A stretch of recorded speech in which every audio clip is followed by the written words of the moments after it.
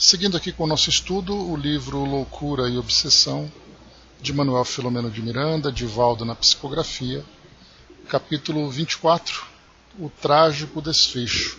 Um capítulo novo para nós, trazendo ali mais um caso para o nosso estudo. Bom dia, Andréia. Bom, nós vimos no capítulo anterior Lício, aquele jovem, que nós acompanhamos a história dele, um processo grave de obsessão, conflitos no campo da sexualidade, trazidos de existências anteriores, e ele retorna então à casa de caridade, pedindo orientação e sustentação para que ele então não fraquejasse nessa proposta de transformação que ele abraçou. A irmã emerenciana trouxe para ele então uma revelação de que ele tinha um potencial mediúnico a ser trabalhado, a ser desenvolvido, e isso o auxiliaria não apenas na sua reforma interior, e também não apenas na relação que ele teria com o antigo, com Fagundes, que era ali o seu algoz, pegando aqui o nome certinho dele, eu acabei de ler, esqueci. Bom dia, Andréia, bom dia, embaixador. Deixa eu pegar aqui de novo. Acabei de ler o nome do homem. Fagundes Ribas, lembrei aqui. Então, lembrei, o sopraram, Então, nós vimos então nesse trecho, isso aqui. Pois tem que pegar de volta. Acabei de ler aqui, não é possível, esses nomes são muito... Então, o ajudaria não apenas na relação com esse espírito que era ali o seu algoz do passado, como também o ajudaria nos serviços que ele viria a prestar a partir daquele momento na própria instituição como médium da casa agora. Então ele ficou inseguro e tudo mais, mas a irmã emerenciana trouxe para ele todo aquele apoio, toda aquela motivação para que ele continuasse.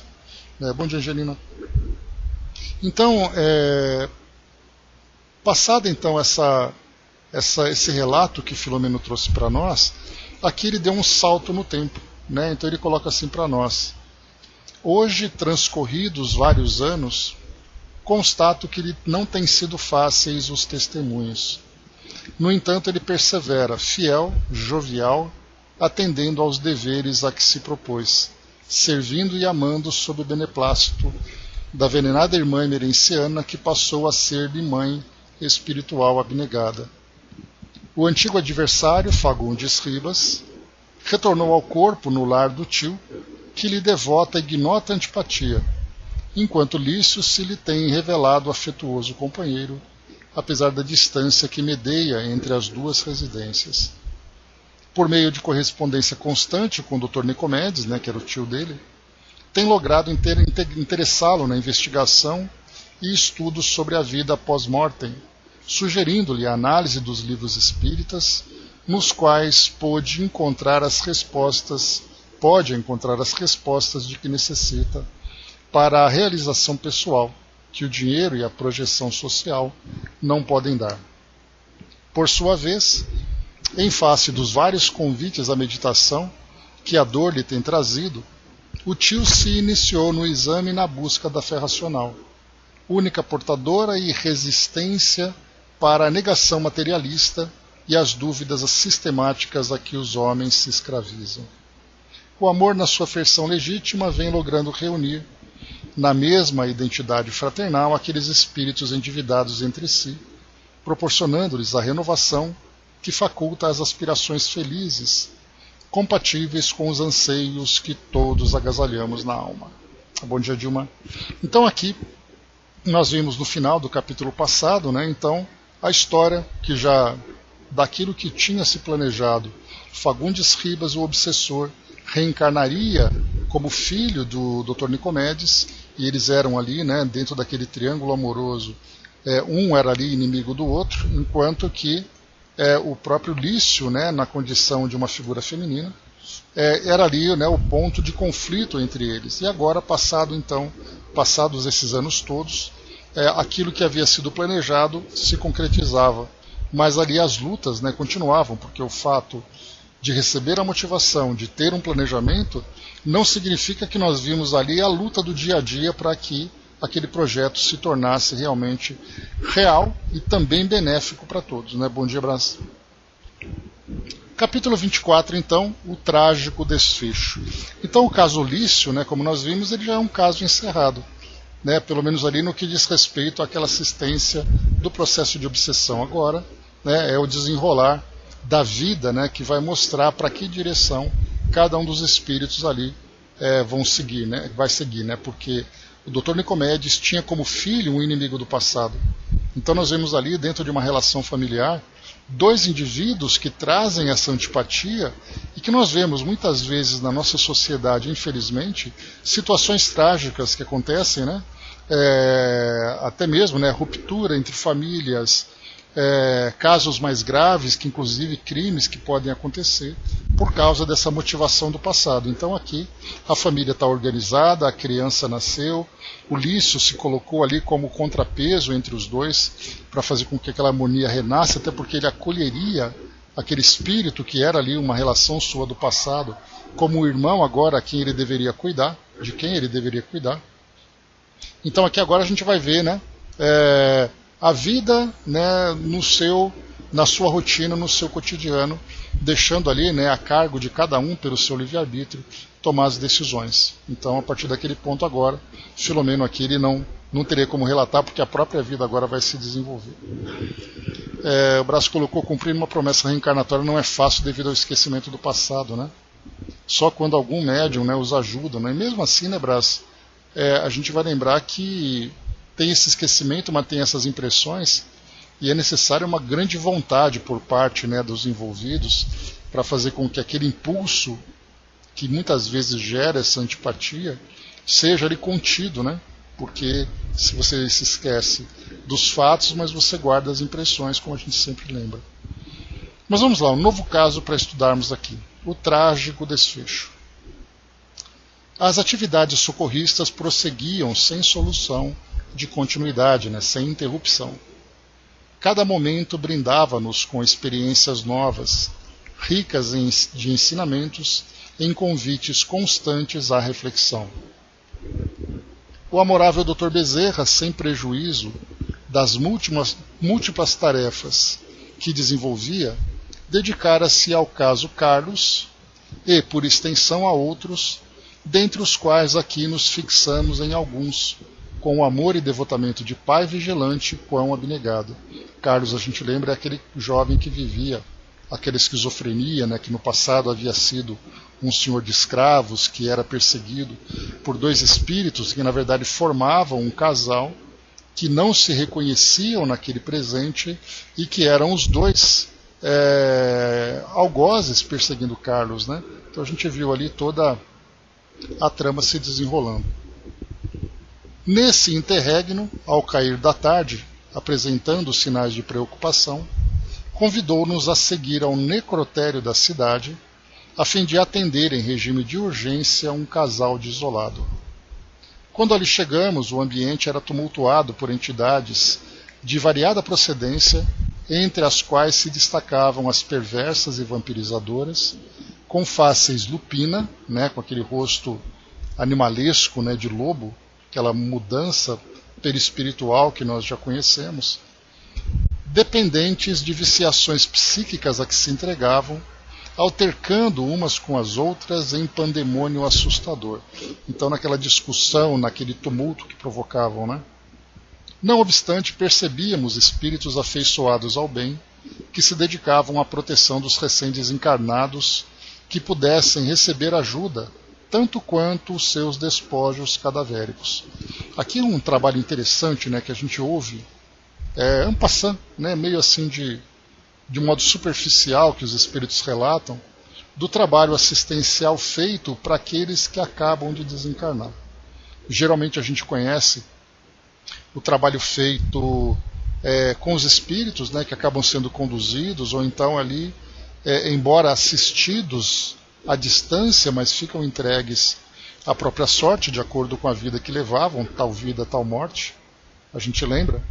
E em poucas vezes nós vemos ali relatos que falam para nós sobre o tratamento com os corpos, né, com relação à parte fluídica, com relação à repercussão que aquele momento exerce sobre o espírito, impacta sobre o espírito. O que nós vimos, por exemplo, já foi no livro, não foi nos bastidores, foi o próximo, foi Nas Fronteiras da Loucura, que nós acompanhamos, que foi aquele livro que trouxe para nós o relato sobre o carnaval. E aí nós lembramos daquele acidente, né, com 5 jovens, e ali então as equipes trazendo aquela proteção, aquela rede fluídica, protegendo então os corpos daqueles jovens enquanto eles eram tratados no plano espiritual, né? Dos 5, 2 estavam completamente desorientados, né, e sendo atraídos para uma determinada faixa vibratória, né, com a qual eles se sintonizavam, e os outros 3 foram levados para aquele posto de socorro, dentre eles, né, um neto de uma senhora, que foi exatamente ali o motivo do Dr. Bezerra, do Filomeno e da equipe toda da atenção. Então nós vimos nesse relato como é tratado o corpo naquele momento, né? Ali no caso foi um carro que caiu dentro ali de um mangue, alguma coisa assim, aí então houve o afogamento, todo o trauma e tudo mais, e havia, né, um grupo enorme de espíritos ali querendo se beneficiar daqueles fluidos, né? Então é algo que nós temos poucos relatos, mas os poucos relatos que chegam para nós trazem uma impressão bastante negativa, né, da forma como os espíritos se comportam. E mais do que isso, nós vimos também André Luiz falando sobre aquela experiência nos matadouros, né? Então também ali vimos de que modo que esses corpos, né, exalam esses fluidos e do modo como esses espíritos procuram, né? Deve ser uma descrição terrível, né, Brás, quando a gente vê, né, as condições morais e fluídicas dos espíritos que estão ali presos a essas necessidades, né? Então aqui ele fala exatamente sobre isso, como ele aqui, entre as quais, quer dizer, como se não bastasse todo o tumulto que já acontecia, entre as quais se destacavam as perversas e vampirizadoras, com faces lupina, dependentes das viciações psíquicas a que se entregavam, altercando umas com as outras em pandemônio assustador, né? Então, né, na verdade, esses espíritos estão onde tem ali, né, o objeto de interesse deles, né? E abstêmio, bom dia. Não obstante, percebíamos espíritos afeiçoados ao bem, que se dedicavam à proteção dos recém-desencarnados que pudessem receber ajuda tanto quanto os seus despojos cadavéricos, né? Então esses trabalhadores estavam naquele necrotério ajudando aqueles que precisavam, não necessariamente focados num espírito específico, né? Então ajudando todos aqueles que se dedicavam. Então nós vemos que essa é uma das tarefas que são realizadas no plano espiritual, essa em especial, dedicada à assistência a esse momento capital de desligamento de espírito, de proteção do corpo, né, da parte de dissolução, né, dos vínculos fluídicos que existem, né, entre corpo e perispírito e tal. Então é um trabalho técnico, né, que nós já vimos algumas vezes. E aqui, né, temos mais uma situação acontecendo. Vamos lá. A agitação se apresentava igualmente entre os companheiros encarnados, vitimados pela desencarnação violenta dos familiares, ou em expectativa pelo resultado das necropsias, aclaratórias de causa mortis nebulosa, né? Então, como estava ali no necrotério, nós tínhamos ali, né, os cadáveres, os espíritos desencarnantes, aqueles desencarnados que ou ajudavam ou procuravam se beneficiar ali, né, da tragédia que aconteceu.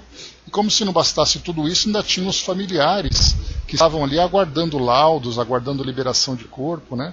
Algo que nós vemos, né, nas grandes cidades, que infelizmente algumas vezes nós temos que participar desse tipo de experiência, diretamente ou indiretamente, né, ou vemos à distância famílias, né, que todos os dias estão ali, né, nesses lugares, principalmente quando se fala em necrotérios, né, falamos de aguardando as necropsias, que nesse caso dependem, o resultado vai ser enviado para a polícia por causa de um crime violento que levou à desencarnação. Então o ambiente psíquico ali era assim o do mais tumultuado possível, né, com um clima de sofrimento muito grande. E ali nós encontramos, no meio desse tumulto todo, esses trabalhadores que procuram fazer ali, né, um contraste, procurando ali amenizar tanto quanto possível aquele clima mental presente ali, afetando a todos, encarnados e desencarnados. Seguindo, numa sala atendida por gentil profissional, né, só uma coisa que eu queria lembrar, é interessante, né, que a doutrina espírita vai tirando esse véu e mostrando para nós a realidade espiritual dessas situações, né, de cemitérios, né, de necrotérios, a movimentação desses espíritos e tudo mais. E a gente começa a ver assim que, de um modo geral, né, a humanidade simplifica muito a morte. Né? Então morreu, enterrou, acabou. Né? E a doutrina espírita vai mostrando para nós que a realidade é bem diferente. E trazendo para nós essa realidade, muitas vezes chocante para nós, na verdade é um convite à reforma, à transformação que nós precisamos realizar, exatamente para evitar que nós entremos nesse turbilhão de emoções aí tão perturbadora, fazendo com que a nossa harmonização seja ali, né, nos leve a uma sintonia com energias mais elevadas, nos tirando desse ambiente, né? Então a gente viu, por exemplo, Frederico Figner, no livro Voltei, comentando, né, sobre o seu próprio velório, o seu próprio funeral. Né, assim como também o Humberto de Campos já relatou isso para nós num dos seus livros e tudo. Né? Então a gente vai formando essa imagem, e essa imagem para nós se torna não apenas ali um entretenimento da pior espécie, né? Mas se torna para nós uma imagem educativa. Né? Porque é uma realidade, nós temos que compreender como ela funciona. Né?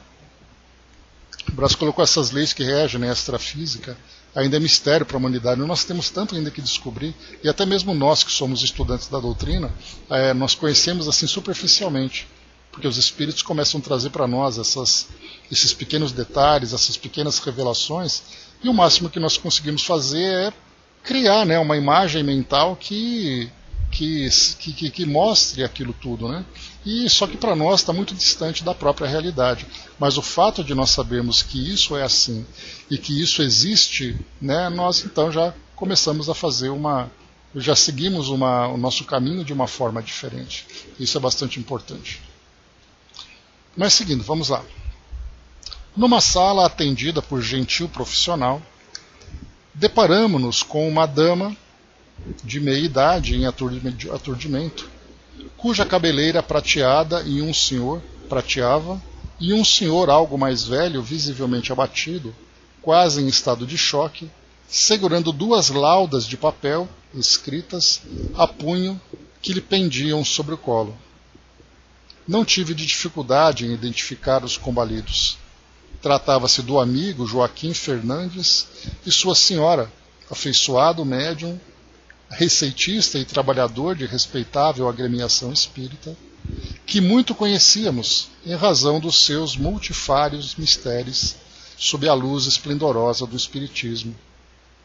Ante a minha surpresa, o benfeitor sussurrou-me: é sim o nosso devotado médium, que experimenta o traspassar do punhal da aflição, difícil de ser superada. Um drama antigo tem nessa hora infausto desfecho nesse senhor, cujas consequências se arrastarão por muitos anos, qual vem acontecendo desde o eclodir de suas primeiras manifestações. A invigilância do homem sempre posterga as soluções que poderiam ser realizadas antes que se transformassem em dores acumuladas. Pensando na vida apenas do ponto de vista material, deseja fruir hoje e chorar, arrependido, num demorado amanhã, a renunciar agora para beneficiar-se largamente depois. Leiamos a carta, embora já esteja informado da ocorrência ali narrada. As técnicas de aquisição de conhecimento dos fatos e sucessos nos quais não se encontrava presente e de que dava mostra ao mentor, conduziam-me a uma ideia aproximada do que deve ser a conquista superior da ubiquidade de que são portadores os espíritos puros. Aqui ele fala da capacidade que o Dr. Bezerra tem de tomar conhecimento do fato no momento em que ele procura fazer esse auxílio, como se ele tivesse ao mesmo tempo ali presente e por outro lado a sua mente tivesse também conectada com outras esferas que estavam ali munindo de informações sobre o caso que era apresentado. Nós vimos ali em várias passagens, o Dr. Bezerra rapidamente tomando conhecimento dos fatos de uma forma mais profunda, enquanto ali uma determinada situação acontecia. Então ele coloca aqui o Filomeno, dizendo que esse é um tipo de capacidade que esses espíritos mais elevados possuem, E aqui ele coloca, conduziam-me a uma ideia aproximada do que deve ser a conquista superior da ubiquidade, de que são portadores os espíritos puros. Então se o Dr. Bezerra, que era um trabalhador daquele que lá tinha essa capacidade, imaginemos os espíritos puros, a capacidade que eles têm de abarcar uma realidade inteira simplesmente com a velocidade do pensamento. Muitas delas me escapavam ao entendimento, como se o incansável amigo fosse em si mesmo um centro de computação especial. A missiva, grafada com letra irregular, traduzindo o estado nervoso de quem a escrevera, terminava em dura sentença com pedido comovedor de perdão. Dirigida aos pais após as palavras de amor profundo, ricas de ternura e de dor, culminava dizendo: vocês me deram a vida corporal e sacrificaram-se por toda a existência, a fim de que sua filhinha fosse honrada e feliz. Nunca mediram esforços em favor da minha ventura primeiro, para depois a sua. Facultaram-me o título universitário e o excelente trabalho a que me venho entregue com responsabilidade e consciência de dever. Devo-lhes tudo e amo-os com o total empenho da alma. Todavia sofro muito, experimentando, ignota, estranha dor que me macera revelar-lhes. Sou frágil nessa área, que é a do amor. Apesar de jamais ele me haver faltado nos seus sentimentos a mim dirigidos, a adolescência e a idade da razão levaram-me a buscá-lo em expressão diferente. Há pouco, quando o encontrei, passei a viver no mesmo momento um céu e o inferno que agora alcança o seu estado máximo. O homem a quem amo e que me diz amar é infelizmente para mim casado e pai generoso. O nosso é um amor impossível na terra, exceto se nos dispuséssemos a fruí-lo no mar das lágrimas dos outros que não lhe merecem a deserção do lar. Fui forjada nos metais da dignidade que o carinho de pais modelou no meu caráter. Não é necessário me nudenciar mais nada. Não podendo viver com ele, nem me sendo possível prosseguir sem ele, retiro-me de cena, preferindo sofrer e fazer os seus corações amantíssimos chorarem uma filha digna a permanecer, para desespero de muitos, inclusive de vocês, que pranteariam uma filha alucinada. Perdoem-me, anjos da minha vida. Não pensem que ajo egoisticamente, esquecida do amor de vocês. Pelo contrário, atuo em homenagem ao seu amor e por amor também. Não avalio em profundidade a tragédia do suicídio. Tenho-o na mente há algum tempo, e não o posso adiar mais, ou optarei pelo suicídio moral, que culminará certamente mais tarde nessa forma infeliz. Ele, o homem amado, ficará tão surpreso com o meu gesto tresvairado quanto vocês estarão ao ler esta carta. Mais uma vez, abençoe-me e intercedam a mãe de Jesus, que tanto sofreu pela filha que os ama, também, porém, não suporta mais viver. Despedindo-se com palavras assinaladas pela dor selvagem, assinava trêmula o nome. Vi lágrimas nos olhos do afetuoso Dr. Bezerra, que envolveu os pais desolados em energias calmantes, permitindo-se detectar pelo sofrido irmão Fernandes. Parecendo despertar da hebitação em que se demorava, o nobre cavalheiro prorrompeu, enfim, em pranto volumoso que buscava conter a custo. Não obstante eu me encontrasse igualmente comovido, orando, procurei contribuir para que as agonias daquele momento se lhe fizessem atenuadas. O choro far-lhe-á bem, reportou-se Dr. Bezerra. As lágrimas que nascem do coração diminuem as dores da alma e acalmam o sistema nervoso em tensão. No momento próprio, o amigo espiritual passou a inspirar o médium, infundindo-lhe coragem para o prosseguimento da luta, recordando-lhe a esposa mais fraca e os necessitados que lhe pediam ajuda. A indução poderosa do espírito afável passou a levantar as forças do aflito que se foi recompondo interiormente, assim voltando à realidade dos deveres que permaneciam, dos compromissos para atender que aguardariam. Todavia, vendo o guia bondoso e captando-lhe o pensamento, exclamou sem palavras: o senhor estava com a razão naquele já remoto dia. Antes houvesse sido naquela ocasião, ó Deus meu. Ia retornar à depressão quando o orientador, exortando-o à coragem, admoestou-o: Fernandes, a lamentação é tóxico destruidor que não podemos utilizar. A vida é mais sábia do que nós e deveremos aceitá-la conforme se apresenta. Nada de lamúrias. Onde o combustível da fé, a fim de que brilhe a sua luz. Este é um momento de reconstrução e não de abatimento. Sobre as ruínas surgem as flores, da terra sulcada pela enxada, saem os trigais abençoados para o pão, e na frincha da rocha, débil planta se sustenta, diminuindo a aspereza do mineral. Agora levante-se e conforte a esposa abatida. Aqui, né, só nesse trecho que nós vimos, como é difícil, né, a força moral que um espírito que já alcança esse grau de compreensão precisa ter. Né? E muitas vezes nós mesmos somos chamados a esse testemunho.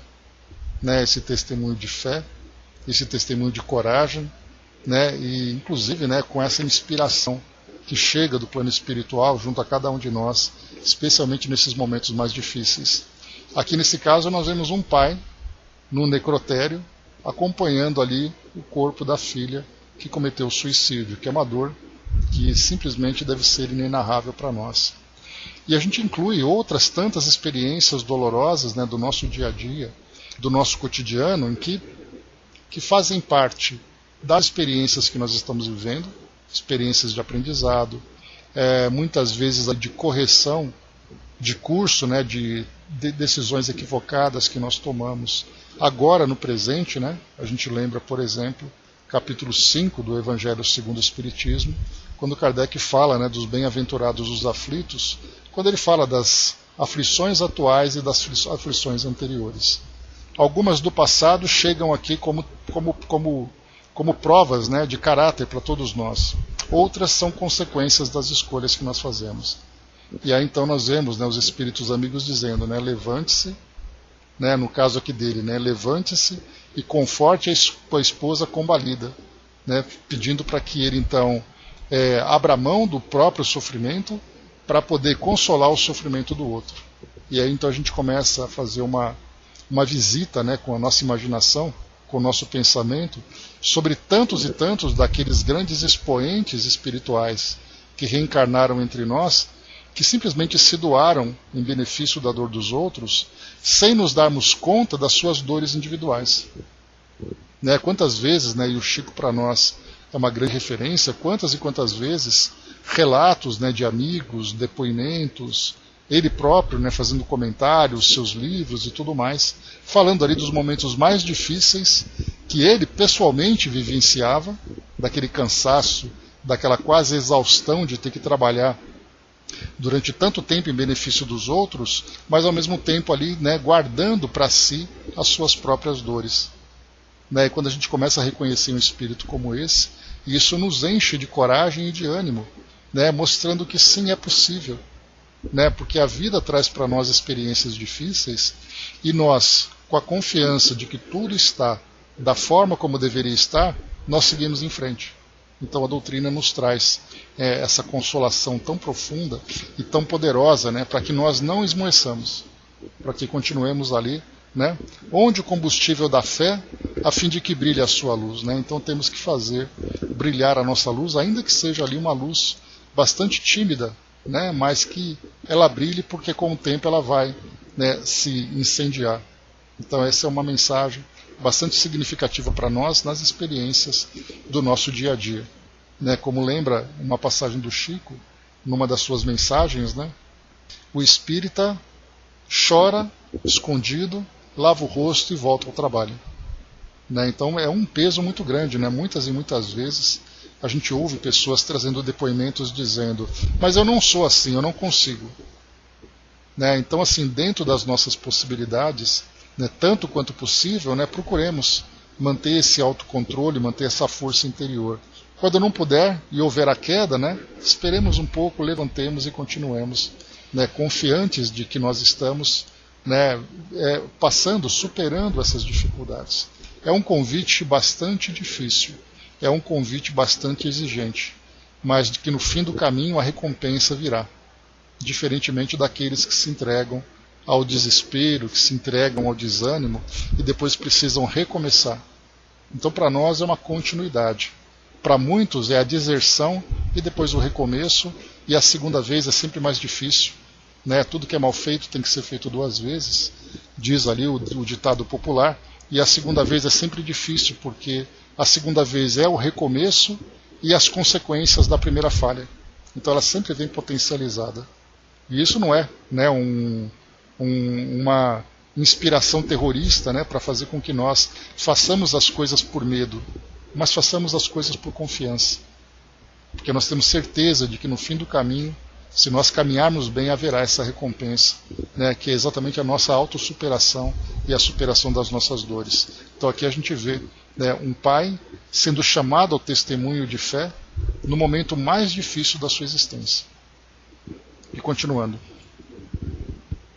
O alquebrado pai soergueu-se com dificuldade, e enquanto o rio das lágrimas lhe fluía dos olhos, ele falava à companheira semi-desfalecida: aceitemos com humildade o irrecusável e trágico acontecimento, confiando em Deus e intercedendo pela filha infeliz. Não me revolto, respondeu com a voz embargada a mãe combalida. Dói-me a forma da evasão. Logo pelo suicídio é que a perdemos? Onde ela pôs a razão, Deus meu? Não sei se suportarei carregar essa desdita. Ajuda-me, Salvador da vida. O esculápio que atendera o casal no necrotério, o médico, né, acostumado aos dramas do cotidiano, deixou-se envolver emocionalmente e, telementalizado pelo mentor, disse a ambos os genitores, de alma esfacelada: o suicídio é a culminância de um estado de alienação que se instala sutilmente. O candidato não pensa com equilíbrio, não se dá conta dos males que o seu gesto produz naqueles que o amam. Como perde a capacidade de discernimento, apega-se-lhe como única solução, esquecido de que o tempo equaciona sempre todos os problemas, não raro, melhor do que a precipitação. A pressa nervosa por fugir, o desespero que se instala no íntimo, empurram o enfermo para a saída sem retorno. Recordem-se dela nos seus momentos juvenis, na felicidade, sobrepondo a estas ocorrências todos os dias de encantamento que devem pesar mais do que os momentos atuais na balança do amor. Religiosos que são, considerem-se a alma e refugiem-se na fé. À medida que a calma foi sendo restaurada, o amigo espiritual convidou-nos a visitar a sala da necropsia, onde se encontrava o cadáver.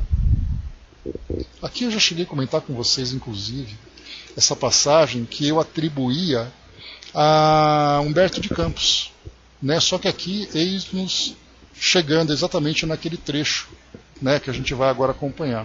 Vocês vão se lembrar quando eu comentei. que eu estou me dando conta disso agora, porque eu estou lendo com vocês aqui, né, ao vivo, junto com vocês, não conheço o desfecho. Exposto e examinado, o patologista constataria a presença do veneno que rapidamente ceifara a vida orgânica da jovem. Atada aos despojos que se exauriam com vagar, apesar da brusca interrupção vital pelo suicídio, encontrava-se a pobre equivocada, somando às dores do tóxico corrosivo as dilacerações produzidas pela autópsia. Então ali nós vimos, né, a jovem espiritualmente vinculada ao corpo, ainda sentindo os efeitos do veneno no corpo sobre ela, principalmente pela intensidade com que o desencarne aconteceu. E nós já aprendemos, né, que você tem desencarnes, muito bem.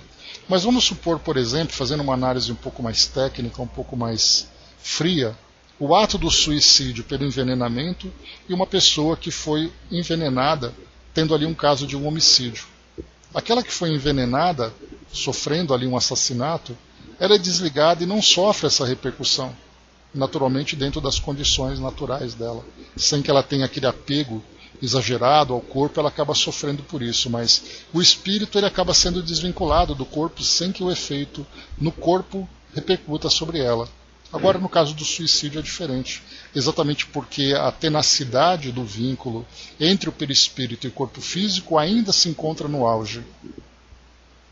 E aí, nesse caso, ainda mais uma jovem que teria, né, uma grande jornada pela frente e, portanto, né, entre aspas, combustível suficiente para dar continuidade ali no seu projeto existencial, ela simplesmente rompe isso, mas os fluidos permanecem. Então aqui a gente percebe, né, o efeito do corpo sobre o espírito no caso do suicídio.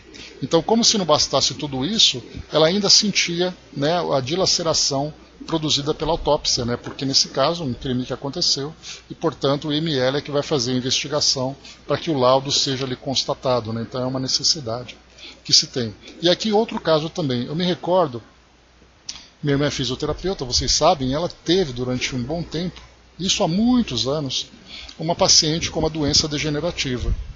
Né, e a doença se encontrava ali num galope, né, muito grande, fazendo com que ela viesse a desencarnar em breve. Né.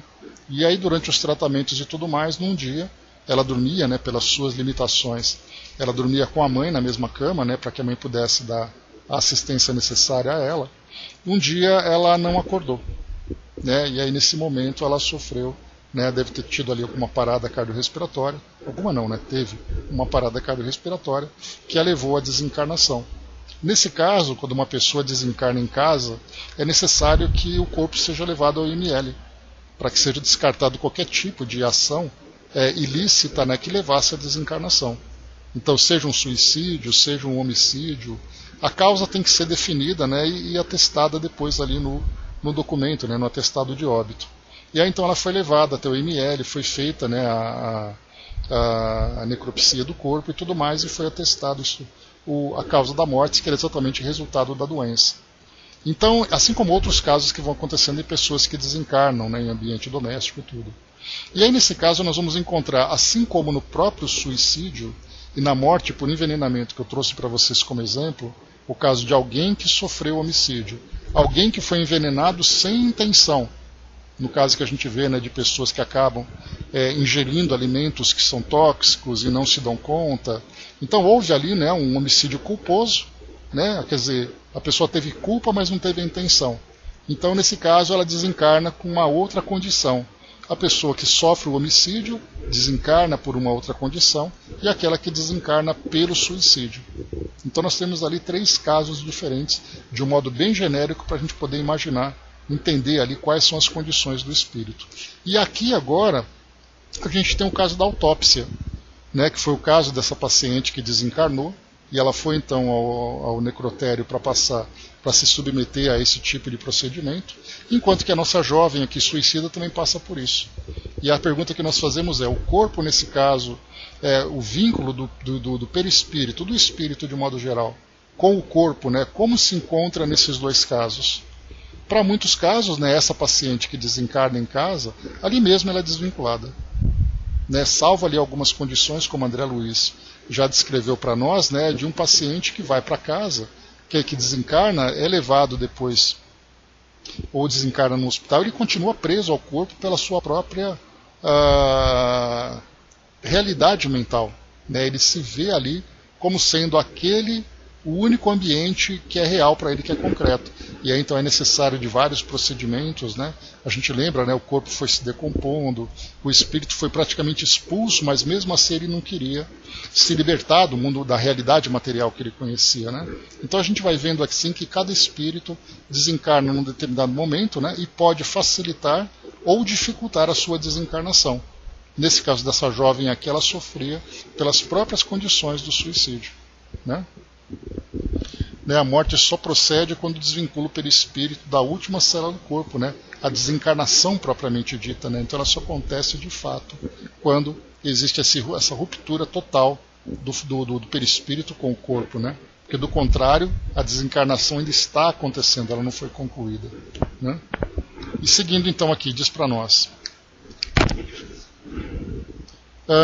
mais uma vez aqui então, né? Atada aos despojos que se exauriam com vagar, apesar da brusca interrupção vital pelo suicídio, encontrava-se a pobre equivocada, somando as dores do tóxico corrosivo às dilacerações produzidas pela autópsia. E aqui a gente vai lembrar também, né, do próprio sepultamento, da cremação e tudo mais, todos os tipos de tratamentos que são dados ao corpo, e nós nos perguntamos, né, qual a condição do espírito nesse momento. Vigilante e triunfal, aguardando-a e alegrando-se com o sofrimento da atormentada, encontrava-se cruel obsessor, que não escondia os sentimentos de impiedade, nem os propósitos que acalentava a respeito do prosseguimento da vil planificação. Aí está, referiu-se o Dr. Bezerra, defrontando o algoz, o pobre responsável pelo trágico desfecho desse drama de larga duração. Assim a pobre irmã conduz alguma atenuante. Ela retorna à nossa esfera como suicida assassinada, induzida à solução insolvável. É responsável por aceitar-lhe a inspiração infeliz e vitalizá-la, quando deveria reagir valorizando os dons da vida e preservando-a a qualquer custo. Então aqui nesse primeiro trecho de explicação do Dr. Bezerra, né, ela tem esse atenuante, isso que diminui a culpa, a responsabilidade dela por esse ato. Porque nesse caso nós temos então ali, ela foi induzida ao suicídio, mas ela traz como responsabilidade o seu estado mental, de ter acolhido aquelas ideias e ter dado depois, né, ter concretizado aquilo que foi incentivado, inspirado para ela, né, aquilo que ela foi induzida a fazer. Então ela tem ali sim responsabilidade pelo suicídio. E nós temos inclusive no próprio Livro dos Espíritos uma passagem que lembra que os casos de suicídio de modo geral, aquele que o pratica, aquele que desencarna dessa forma, tem a responsabilidade. Mas muitas vezes, num caso em que a pessoa não tem controle sobre a própria mente, né, não tem ali o equilíbrio, para discernir aquilo tudo num estado de loucura, ela sofre então, né, ela tem ali esse atenuante, ela não é diretamente responsabilizada. Mas aqui a explicação do Dr. Bezerra é bem interessante, porque pelo ato do suicídio em si, aquela pessoa pode não ter total responsabilidade, mas pela forma como ela viveu, pelas consequências das ações do passado, por se sintonizar com aquele espírito ou aqueles espíritos que induzem ao suicídio, ela tem essa responsabilidade. Então a gente vai ter ali várias situações sendo colocadas, né, nessa equação, várias variáveis, que aí então não somos nós que vamos julgar quem tem mais ou menos culpa, mais responsabilidade. Mas isso é algo que diz respeito à vida íntima de cada um, e essas pessoas então terão que refazer esse caminho dentro das condições que criaram. E aí então esses atenuantes e esses agravantes vão ser considerados na vida dessa pessoa. Né? Um tema bastante denso, um tema bastante complexo, mas tecnicamente interessante para o nosso estudo, embora tão trágico, né, para a vida dessas pessoas. Bom dia, professor. Então, muito bem. Então, no caso dela, ela tem esse atenuante, mas também ali teve, de certa forma, a responsabilidade. Então, ele usou essa expressão para o nosso entendimento, suicida assassinada. Cometeu o ato, mas foi um ato induzido por um obsessor. Induzida a solução insolvável, é responsável por aceitar-lhe a inspiração infeliz e vitalizá-la, quer dizer, concretizá-la, quando deveria reagir valorizando os dons da vida e preservando-a a qualquer custo. E agora, todavia, é igualmente vítima por haver sido empurrada ao abismo por uma inteligência lúcida que lhe planejou a desdita e pôs-se vigilante, aguardando o momento para agir com impunidade.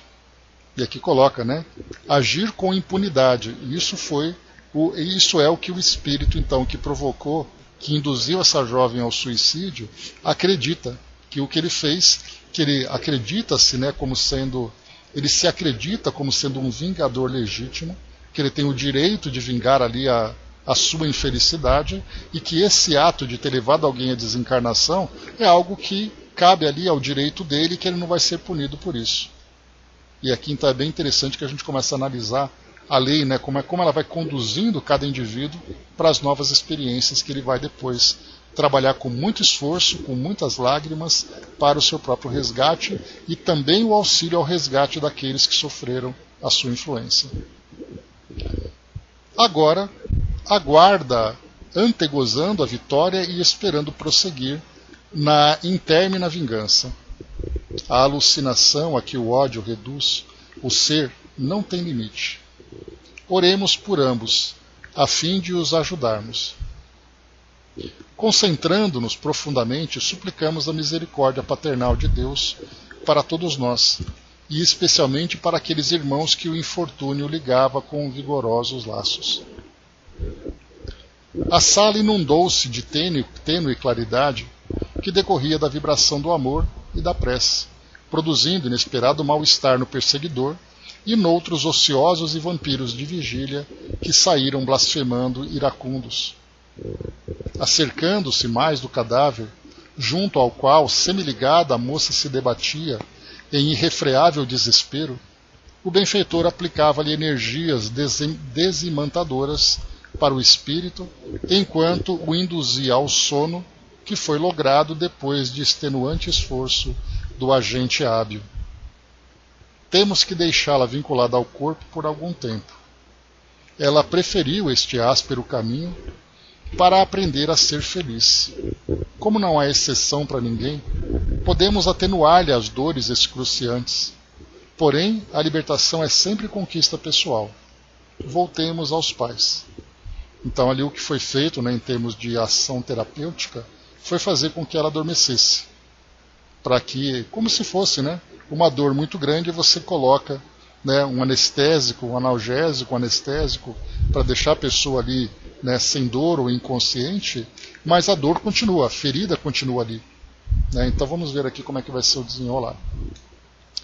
A esse tempo havia já neles um melhor estado de alma. Posteriormente, quando o cadáver foi liberado, em razão do laudo médico e do conveniente atestado de óbito, o genitor ali mesmo tomou providências junto a um agente funerário que se encarregou das atividades compatíveis, removendo o corpo para o velório. A notícia passou a ser veiculada e os parentes e amigos da família, surpresos, foram chegando, oferecendo os préstimos e permanecendo solidários. A noite, em festival de estrelas e de esperanças, contrastava com o ambiente fúnebre onde nos encontrávamos. Desencarnados solícitos, incluindo familiares e beneficiários da generosidade cristã do irmão Fernandes, vieram amorosos, igualmente participando do acontecimento lutuoso e contribuindo em espírito em favor da pobre suicida, como dos seus pais. Num momento, vimos chegar nobre senhora, que, tomada de emoção resignada, ajoelhou-se diante do ataúde e orou com unção e beleza, aurelando-se de safirina luz. Trata-se da avó paterna, elucidou-me Dr. Bezerra, que a precedeu no túmulo há muitos anos, mas que a embalara nos braços durante a sua primeira infância, e acaba de ser informada do transe que se abate sobre o lar do filho. Observemos. A senhora, preservando hábitos da sua antiga religião, depois de orar e contemplar desolada a neta adormecida e fixada nos liames do envoltório material, vendo o mentor, acercou-se com respeito e indagou: pode-se fazer algo mais, amoroso guia? Não. O possível já está realizado. A nossa menina repousa após a primeira refrega. Confiemos em Deus e aguardemos orando. A desencarnada aproximou-se do filho e, tocando-lhe a testa, facultou-lhe vê-la e ouvi-la. Com palavras repassadas de fé e restrita confiança no Senhor, exortou-o à coragem, informando que a filhinha amparada dormia, a fim de seguir o ritmo das leis. Interessante essa expressão, né? Seguir o ritmo das leis. E o Dr. Bezerra lembrou lá atrás que não há exceção, né? Então a lei, essa lei que rege o nosso mundo, é aquela lei que conduz cada um de acordo com as condições que cada um próprio cria, que cada indivíduo cria.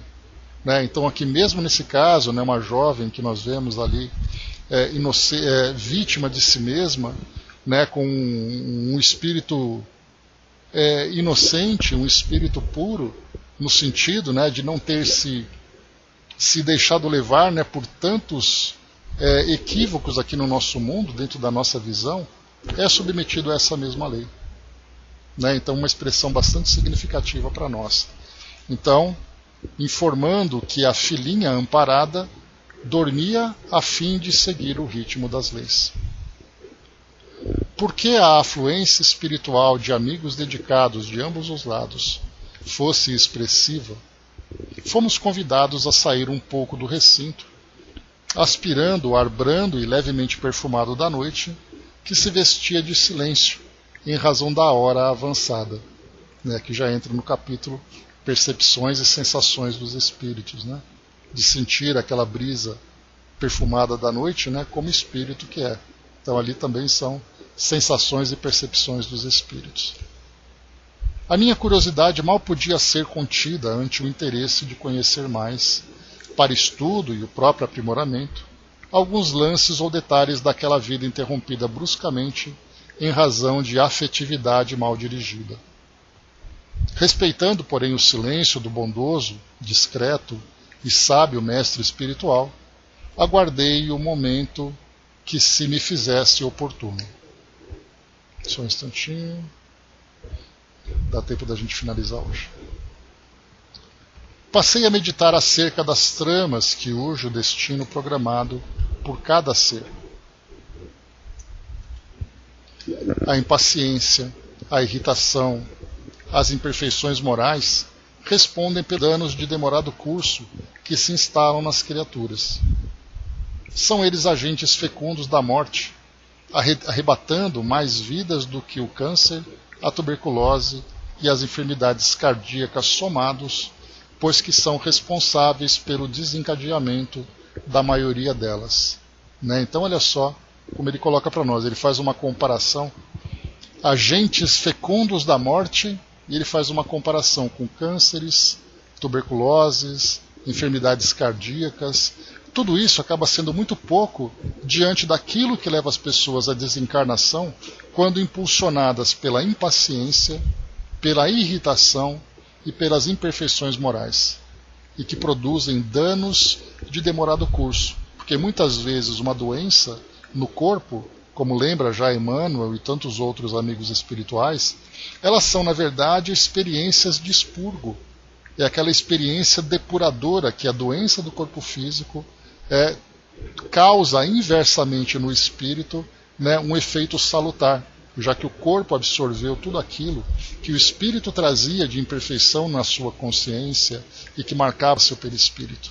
Né? Então a doença serve como sendo ali, né, um fator de depuração. Agora, quando o indivíduo desencarna motivado pela impaciência, irritação e imperfeições morais, ele causa essas lesões. Então, de um lado, o espírito desencarna, deixando esses efeitos negativos no corpo físico, enquanto ele se recupera espiritualmente, e por outro lado, dentro desse lado mais moral que nós temos, que nos levam à desencarnação, nós na verdade geramos lesões. E aí então, como ele coloca, respondem pelos danos de demorado curso. E aí então o espírito no plano espiritual passa a sofrer pela causa da sua desencarnação, enquanto outros se sentem aliviados por terem como causa de desencarnação esse efeito depurador, esse efeito expurgatório, né? Porque o expurgo é você botar para fora aquilo que existe de ruim, e o corpo físico então absorve tudo isso. Então a gente vê aqui várias desencarnações e os efeitos que elas provocam, algumas melhorando a vida do espírito e outras piorando a vida do espírito a partir das lesões que ele provoca. Algo bastante interessante para a nossa reflexão. Fatores intoxicantes perturbam o equilíbrio emocional e orgânico, psíquico e físico, facultando a instalação de doenças graves conhecidas, quanto de outras que de causa ignorada por ora. Rebelde por instinto, indomado, o homem prefere a reação imediata à ação cautelosa, toda vez que tem os seus interesses prejudicados e até mesmo nos momentos que considera felizes. O hábito salutar de meditar antes de agir complica situações fáceis, gerando futuras dificuldades para si mesmo e para aqueles que lhe privam das horas. As disciplinas morais e espirituais são tão necessárias para o espírito quanto o alimento e o ar o são para o corpo. Aproximando-nos de um parque arborizado, o benfeitor convidou-me a que nos sentássemos um pouco. A magia da noite dominava-me, acalmando-me as ansiedades e falando-me sem palavras da beleza da vida que pulsa majestosa em toda parte.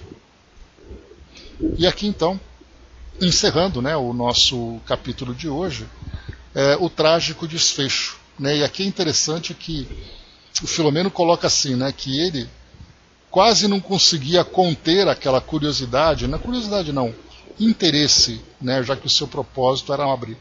O interesse em conhecer aquela história, em aprender com aquela experiência, como se o Dr. Bezerra de Menezes não percebesse isso nele, né? Porque provavelmente nós, quando estamos nesse estado de ansiedade, nós devemos assim brilhar como se fôssemos assim luzes fosforescentes, né? Basta que um espírito olhe ali que a gente acha que está quietinho, né? Eu vou ficar quieto para ele não perceber que eu estou curioso, né? Na verdade a gente está com aquela luz assim toda em volta da gente ali, quase que um alarme de curiosidade chamando a atenção, né? Foi aí então que a gente imagina, né, o Dr. Bezerra conduzindo, né, os dois lá para fora, para um outro ambiente, para que eles pudessem aprender, conversar, na verdade, né, com essa nova experiência. Né? Então, algo bastante interessante para nós aqui. No próximo capítulo, nós teremos então aqui a continuidade desse caso, quando então, né, o Dr. Bezerra vai trazer algumas orientações. Né? Então, o próximo capítulo para nós, socorro de emergência. Né? Então, aqui começa agora algumas elucidações sobre esse caso. A Angelina trouxe para nós ali, muito obrigado, né, aos nossos queridos amigos, que diz assim para nós, né, em tudo é necessário usar a razão para entender o processo de aprendizado, onde quer que o esteja, onde quer que o ser esteja. Todo aprendiz precisa, para ter uma caminhada no bem, precisará de renúncias para saber caminhar no amor. Observes o que fazes, encontrareis o motivo para os espinhos ou flores. Não encontrando no agora motivos para as dores. Não encontrando, busquei no pretérito. Não fiqueis preso. Volta, olha para vós mesmos e segue trabalhando, renunciando e amando. Né? Obrigado pelas orientações para nós aqui, sempre valiosas. Né? Que é bem isso. Né? Então, o vigiar e orar que tem no Evangelho, depois de um estudo como esse que nós estamos aqui desenvolvendo, né, e mais esses ensinamentos que chegam para nós, faz com que o vigiar e orar tenha uma outra cor, tenha um outro perfume, um outro tom, porque a vigilância e a oração faz com que nós olhemos, né, projetemos a nossa visão para frente, para darmos continuidade, né, à nossa caminhada com coragem, com determinação, E essa vigilância é o que vai definir exatamente ali quais são os percalços do nosso caminho e de que forma que nós podemos nos desviar deles, né? Muito bacana mesmo, muito obrigado. André colocou, né, cada capítulo um mar de aprendizado, né? Vamos ter aula quinta-feira, dia 15. Vai ser quarta-feira, André, dia 14. Dia 15 nós não teremos aula, tá? Eu vou ter compromissos aqui que é feriado. Eu tive que reorganizar minha agenda. Então, quinta-feira, feriado, nós não teremos aulas, né? E o próximo vai ser Tormentos da Obsessão. E depois o Sexo e Obsessão. E aí, como eu comentei com vocês, nós vamos depois concluir esse ciclo de Filomeno de Miranda, e depois nós voltamos, né, eu estou com muita vontade de fazer isso, nós voltamos para as obras do Chico. Escolheremos ali mais 10 obras, que são ali daquelas bem interessantes que nós estudamos, e fazemos e depois nós decidimos, né? A gente vai em frente, né? E terminando também o Livro dos Espíritos, nós vamos retomar o nosso Livro dos Médiuns.